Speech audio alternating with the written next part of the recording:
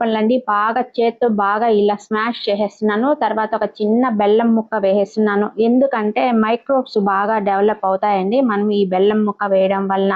బాగా ఇలా చేత్తో పిసికేసామనుకోండి బాగా మెత్తగా అందులో ఉన్న జ్యూస్ అంతా ఇలా వచ్చేస్తుందండి. 3 రోజులు అలా ఉంచేసామనుకోండి మంచిగా మనకి ఫర్మెంటేషన్ అనేది అవుతుంది. అలాగే ఈ మామిడి పండ్లతో మనము ఫ్రూట్ ఫర్మెంటెడ్ జ్యూస్ కూడా తయారు చేసుకోవచ్చండి. అందులో వాటర్ అనేది కలపం. ఒకసారి అది తయారు చేసుకుంటే దాదాపు 1 సంవత్సరం వరకు మనకి నిల్వ ఉంటుందండి. తడి లేకుండా చూసుకోవాలి ఈ ఫ్రూట్ ఫర్మెంటెడ్ జ్యూస్ అనేది. 20, 30 రోజుల వరకు బాగా చిక్కబడి అది తయారవుతుంది. ఇది పెద్ద లాంగ్ ప్రాసెస్ అండి. అది రోజు కూడా కలుపుతూ ఉండాలి.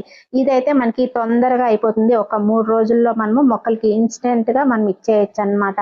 అలాగే దీనిపైన ఫంగస్ అనేది ఫామ్ కాకుండా 3 రోజులు మార్నింగ్, ఈవినింగ్ ఇలా కర్ర సహాయంతో ఇలా బాగా తిప్పుతూ ఉండాలండి.